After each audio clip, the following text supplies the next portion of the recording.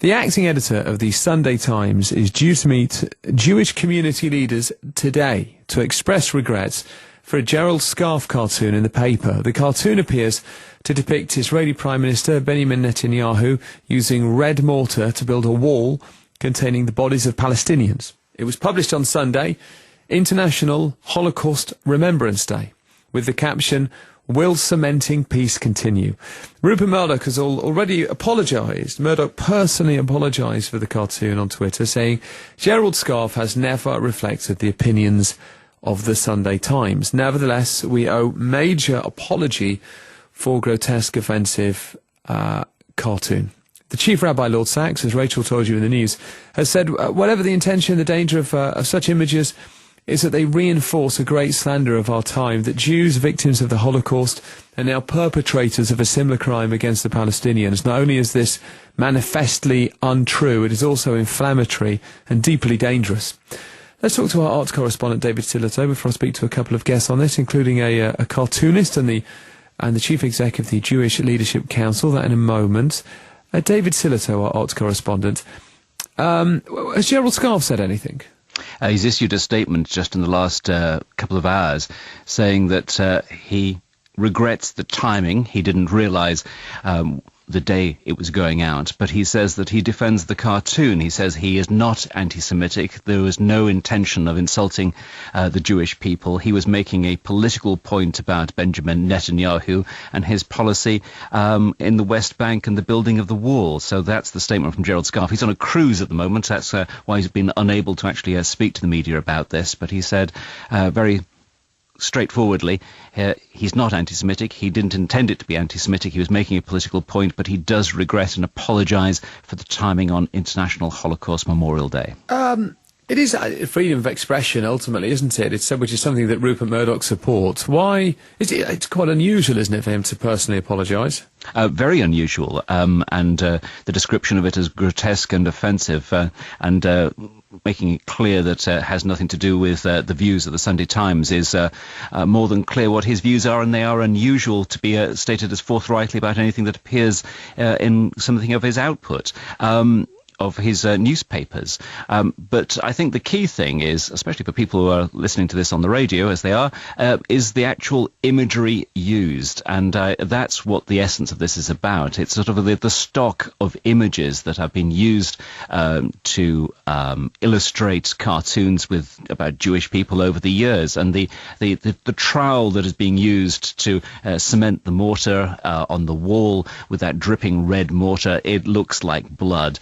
And that has been the issue about this. This is it a reflection of the long-term issue of the blood libel? This is the idea that has appeared through history from the 12th century, that in Jewish ceremonies secretly they have used the blood of children in their ceremonies, and it's one of these extraordinary libels, outrageous things that have been claimed, that have been used to justify anti-Semitism over hundreds of years. And you might think that this is a medieval idea or a medieval image that has long since disappeared, but it was there in the 1930s and 1940s with the Nazis, and it is still an image that appears across the Middle East in some cartoons as well. So this does strike to the very heart of people, and to appear on International Memorial Day.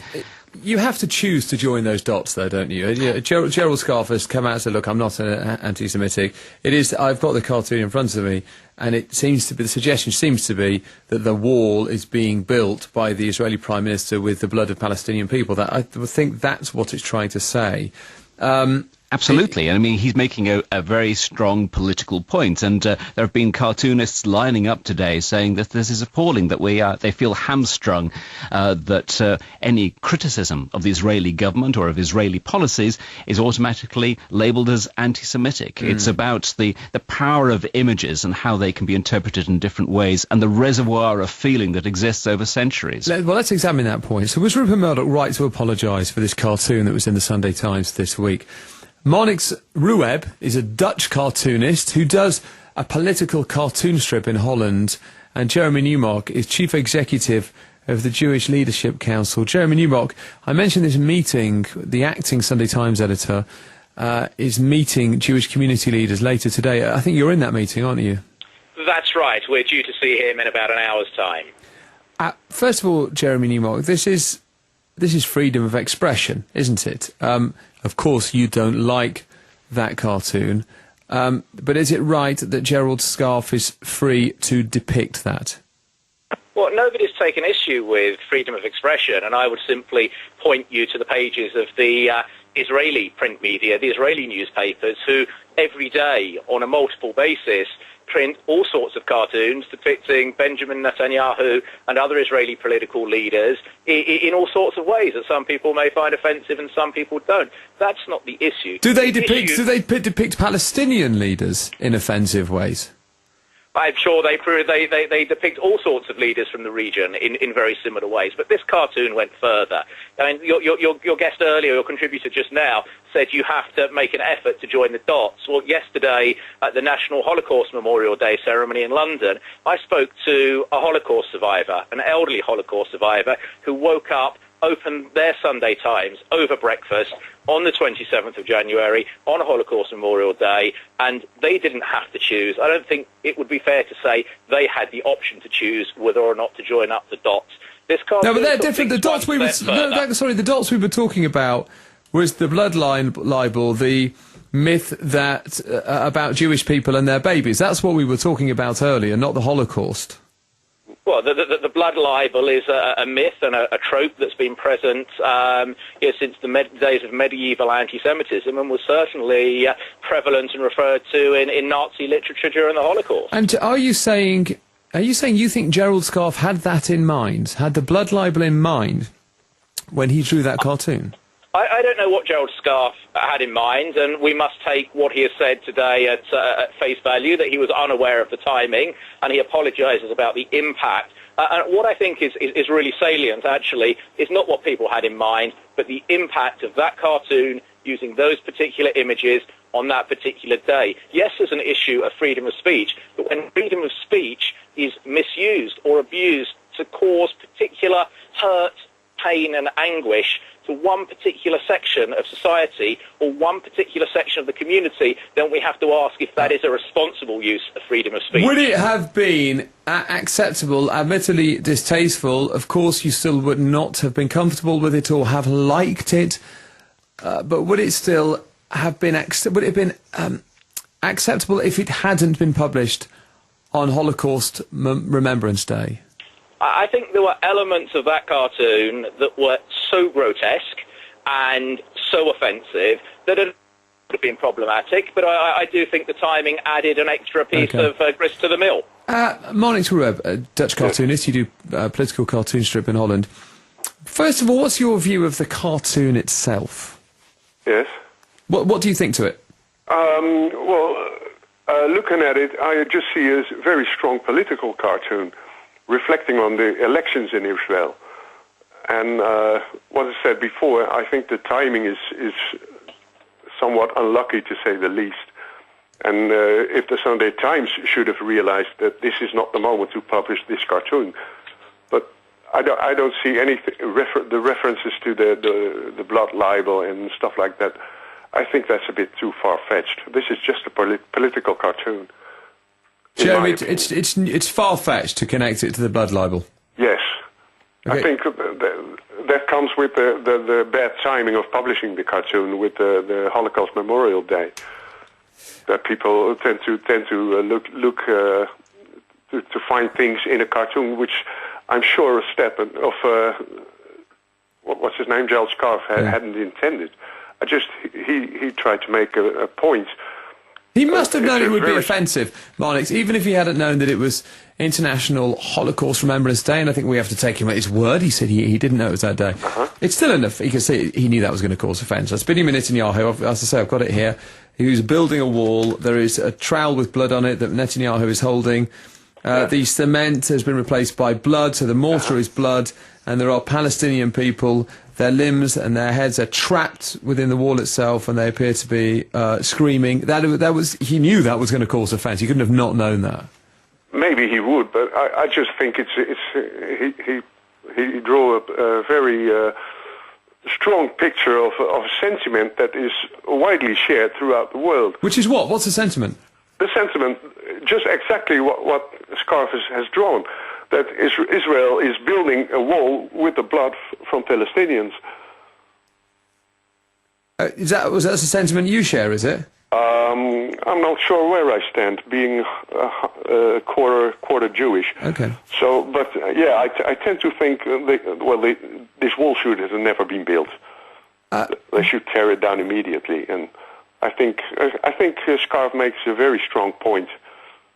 And to me, it's just a political cartoon and a strong one for that. So Jeremy Newmark, he's making a political point that he should be allowed to make, is what Marnix is saying. Well, I think it's actually not a political point. It's an inversion of reality. Is the rule murderous, or is it an effective defence measure against terrorism that's been used elsewhere in the world, not just in this particular region? It's clearly the latter. Had the image depicted a wall squashing a country or flags or other symbols, then maybe that would have been legitimate polemic. But people buried in a wall, a direct evocation of ossuaries and tombs, suggesting that the wall is some sort of genocidal tool, that's not political commentary. That's an obscene distortion of the facts. It alleges and points at and evokes images of genocide where none exists. To you, Jeremy Newmark, let me ask you this. Gerald Scarf would say, I assume, that he is simply making a political point, which is what Marnix said about the elections and about Netanyahu and his relationship to a peace settlement.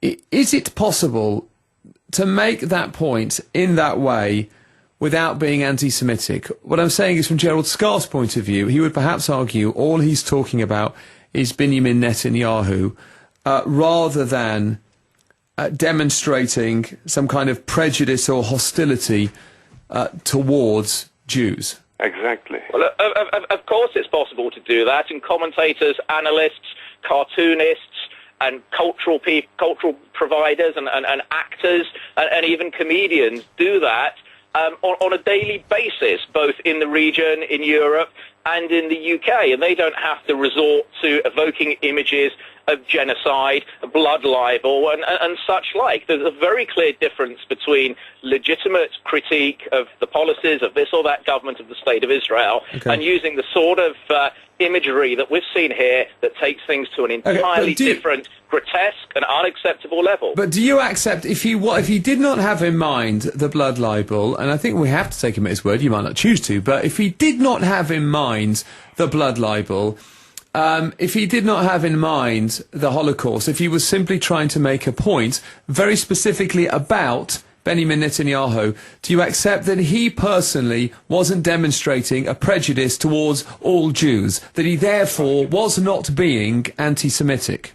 When a cartoon like that appears in a major national newspaper, an individual's intent isn't the issue. The impact that this has on communities, community relation, cohesion, and the sensitivities of the UK Jewish community is the issue. We have a set of factors here that have created a dangerous cocktail. We can't afford, and unfortunately, the moment a cartoon like that's published, we don't have the luxury of hindsight to go back and look at the intent of one particular individual. No, but I think we all accept that point, that of course the impact it has is what really matters. I'm just asking you in relation to Gerald Scarf, do you accept that it's perfectly possible that he did this without personally being anti-Semitic?